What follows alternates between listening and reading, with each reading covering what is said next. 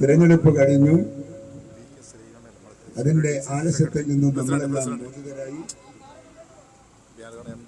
കഴിഞ്ഞ തവണ വിജയിച്ചിട്ട് നന്ദി പറയാൻ സാധിച്ചില്ല എന്നത് വലിയൊരു കുറ്റകരമായി എൻ്റെ രാഷ്ട്രീയ ജീവിതത്തിൽ പതിക്കപ്പെട്ടിരുന്നു. ഇക്കുറി അത് ഞാൻ സമ്മതിക്കില്ല എന്നുള്ള വാശിയിലാണ് ഞാൻ. അതുകൊണ്ടാണ് നേരെ ഇപ്പണിക്ക് പുറപ്പെട്ടത്. എല്ലാ ആളുകളെയും കാണുക, അവരോടൊക്കെ രണ്ട് ലോക്യം പറയുക, നന്ദി പറയുക, ജനങ്ങളുമായി സമ്പർക്കം പുലർത്തുക. ആ ഒരു പുതിയ പണി ആരംഭിച്ചത് അതിൻ്റെ അടിസ്ഥാനത്തിലാണ്. ദീർഘമായ പ്രസംഗമൊന്നും എന്നിൽ നിന്ന് പ്രതീക്ഷിക്കരുത്. നമ്മുടെ തെരഞ്ഞെടുപ്പ് വിജയം ഒരു ചരിത്ര വിജയമാണ്. ഒരിക്കലും നമ്മൾ ഇത്രയും വലിയ ഭൂരിപക്ഷത്തിൽ ജയിക്കാൻ സാധിക്കുമെന്ന് ഞങ്ങൾ ആരും കരുതിയിട്ടില്ല, ഞാനും കരുതിയിട്ടില്ല. പക്ഷെ ഒരു കാര്യം എനിക്ക് ബോധ്യമായി. എൻ്റെ പ്രിയപ്പെട്ട സ്നേഹിതൻ ഇവിടെ സംസാരിച്ചതുപോലെ ജനങ്ങളുമായുള്ള സമ്പർക്കം, ഒരു രാഷ്ട്രീയ നേതൃത്വം ജനങ്ങളുമായുള്ള സമ്പർക്കവും അവരുടെ ആവശ്യങ്ങൾ വരുമ്പോൾ അവരെ സഹായിക്കാനും സാധിക്കുന്ന ഒരു നേതാവിൻ്റെയും ബന്ധങ്ങൾ നമുക്ക് പ്രതീക്ഷിക്കാൻ സാധിക്കാത്ത വിധം വലുതാണ്. നിങ്ങൾ പറഞ്ഞാൽ വിശ്വസിക്കില്ല. ഞാനന്ന് തെരഞ്ഞെടുപ്പിന്റെ സമയത്ത് ഞാനിങ്ങനെ ഓടിക്കൊണ്ടിരിക്കുകയാണ് ഓരോ ഭാഗത്തേക്ക്. ഇപ്പോൾ ഓരോ ഭാഗത്തുനിന്നും ഫോൺ വരികയാണ്. സുധാരേട്ടാ, ഞാൻ ധനഞ്ജനാണ്. അപ്പൊ ഞാൻ ഏത് ധനഞ്ഞും ചോദിക്കുമ്പോൾ ധനഞ്ജനെ വിശദീകരിക്കും. എന്നിട്ട് പറയും, സുധാരേട്ടന് ഓർമ്മയില്ലേ അന്ന് എൻ്റെ ഈ കാര്യത്തിന് വന്നപ്പോൾ നിങ്ങളത് ഫോൺ ചെയ്ത് പറഞ്ഞ് കാര്യങ്ങൾ ചെയ്തു തന്നില്ലേ? നമ്മളൊരിക്കലും മറക്കില്ല. എൻ്റെ 5 വോട്ടുണ്ട്, ഞങ്ങൾ 5 വോട്ടും ചെയ്തു. ഞങ്ങൾ CPM-കാരാണ് കേട്ടോ, പക്ഷെ ഞാൻ നിങ്ങൾക്ക് 5 വോട്ടും എൻ്റെ വീട്ടിൽ വോട്ട് ചെയ്തു എന്ന് അങ്ങനെ പറഞ്ഞ 500 ആളുകളെങ്കിലും എനിക്കുണ്ട്, അന്നുണ്ടായിട്ടുണ്ട്. എനിക്കത് അവിശ്വസനീയമായിരുന്നു സത്യത്തിൽ. പക്ഷെ എണ്ണി നോക്കിയപ്പോഴാണ് ഞാനത് വിശ്വസിച്ചത്. പറഞ്ഞതൊക്കെ ശരിയാണ് എന്ന്. അതുകൊണ്ട് പൊതുജനങ്ങളുമായുള്ള സമ്പർക്കം എനിക്ക് നേരത്തെ അൻസാരി പറഞ്ഞതുപോലെ എനിക്ക് ആര് വന്നാലും സഹായത്തിന് വന്നാൽ സഹായിക്കുക എന്നത് എൻ്റെ ഒരു പൊതു ശീലമാണ്. വരുന്ന ചില CPM-ന്റെ DYF-യുടെ കുട്ടികൾ പറയും, ഞാൻ അനുജനാണ്, ഞാൻ DYF-കാരനാണ് സുധാരേട്ടാ. അപ്പം ഞാൻ പറയും, നീ അത് നീ പറയേണ്ടത് അതിൻ്റെ കാര്യം പറ. അപ്പോൾ ഓരോ കാര്യം പറയും, അത് ചെയ്തു കൊടുക്കും. കത്തും കമ്പിയൊന്നും വാങ്ങാതെ തന്നെ ചെയ്തു കൊടുക്കുന്ന ഒരു പൊതുശീലമുള്ളത് ഞാനിത് നിങ്ങളുടെയൊക്കെ പറയുന്നത് നിങ്ങൾ എനിക്ക് വേണ്ടി നിങ്ങൾ ചെയ്യേണ്ട പണിയാണ് താഴെയത്.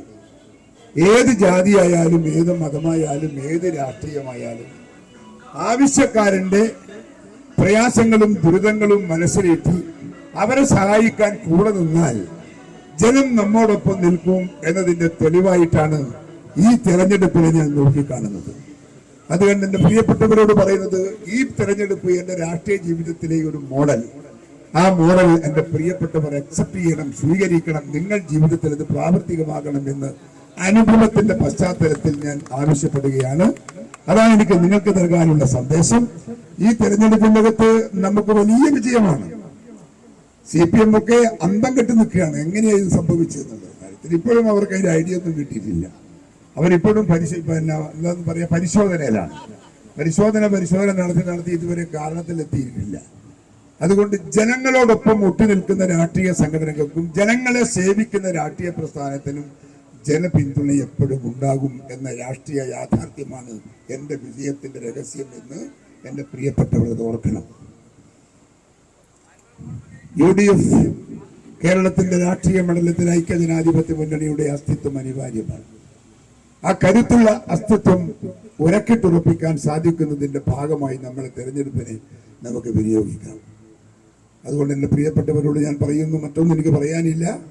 രാഷ്ട്രീയത്തിൽ ഒരിക്കൽ കൂടി ഇടതുപക്ഷ ജനാധിപത്യ മുന്നണിക്ക് അടിയേറ്റ ഈ രാഷ്ട്രീയത്തിലെ പരാജയം മുതലാക്കാൻ നമുക്ക് സാധിക്കണം.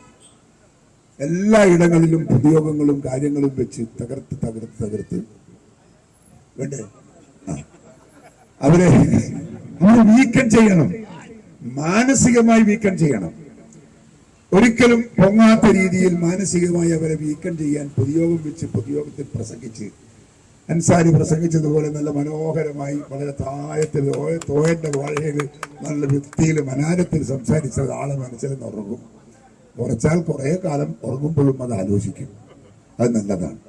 ആ ഒരു പ്രവൃത്തിയിലേക്ക് നമുക്ക് പോകണം എന്നാണ് എനിക്ക് പറയാനുള്ളത്. എൻ്റെ വാക്കുകൾ പിന്നെ ദിവസങ്ങൾ വൈകിട്ടൊന്നുമില്ല എന്ന് കരുതുന്നു, ഇല്ലേ? ഇല്ല, അതൊരു സന്തോഷം. സമയം വൈകിയത് ഞാൻ ഈ പറഞ്ഞതിൻ്റെ ഒരു കാരണത്തിലാണ്. നിങ്ങൾക്കറിയാം, എൻ്റെ വീട്ടിൽ രാവിലെ 6, 6:30, 7 മണിയാകുമ്പോൾ ഒരു 10-30 ആളെങ്കിലും എത്തും. രാവിലെ ഈ രവിയും ഈ ഭാസ്കരനും ഒക്കെ വരുമ്പോൾ ഞാൻ ചീത്ത പറയലാണ്. ഞങ്ങൾക്ക് കുറെ പണിയൊന്നുമില്ല ചോദിക്കും.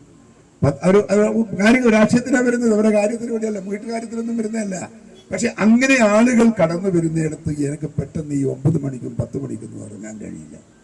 ആ യാഥാർത്ഥ്യവും കൂടെ ആ രഹസ്യവും കൂടെ നിങ്ങൾ അറിയണം. ആളുകളുടെ ഒരുപാട് കാര്യങ്ങൾ ചെയ്താണ് ഞാനിപ്പോൾ വരുന്നത്. അത് ചെയ്തു കൊടുക്കാതിരിക്കാൻ നിർവാഹമില്ല, പ്രത്യേകിച്ചും ഈ ജയിച്ച സാഹചര്യത്തിൽ. അതുകൊണ്ടാണ് ഇത്തിരി വൈകിപ്പോയത്. ക്ഷമ ചോദിക്കുന്നു. എനിക്ക് വേണ്ടി രാവ് പകല് പണിയെടുത്ത് നിങ്ങളൊക്കെ പ്രവർത്തനം ഭയങ്കരമായ പ്രവർത്തനമാണ്. എനിക്ക് എന്താ പറയാ, ഒരു വിശദീകരിക്കാൻ സാധിക്കില്ല. അത്രയേറെ മതിപ്പും ബഹുമാനവും നിങ്ങളുടെ വർക്കോട് എനിക്കുണ്ട്. എൻ്റെ ജില്ലയിലെ, എൻ്റെ നിയോജക മണ്ഡലത്തിലെ പ്രവർത്തകന്മാരുടെ പ്രവർത്തനം വളരെ ആത്മാർത്ഥമാണ്. എല്ലാ തരത്തിലും നിങ്ങൾ ചെയ്യേണ്ടത് ചെയ്തിട്ടുണ്ട്. നിങ്ങൾ ചെയ്ത ആ വലിയ മഹത്തായ പ്രവർത്തനത്തിന് എൻ്റെ നന്ദി നന്ദി നന്ദി. എന്നും നിങ്ങൾക്ക് കടപ്പെട്ടിരിക്കും ഈ ഉള്ളവൻ എന്ന് മാത്രം പറഞ്ഞുകൊണ്ട് എല്ലാവർക്കും ഒരിക്കൽ കൂടെ ഞാൻ അഭിവാദ്യം അർപ്പിക്കുന്നു. നമസ്കാരം. ജയ്.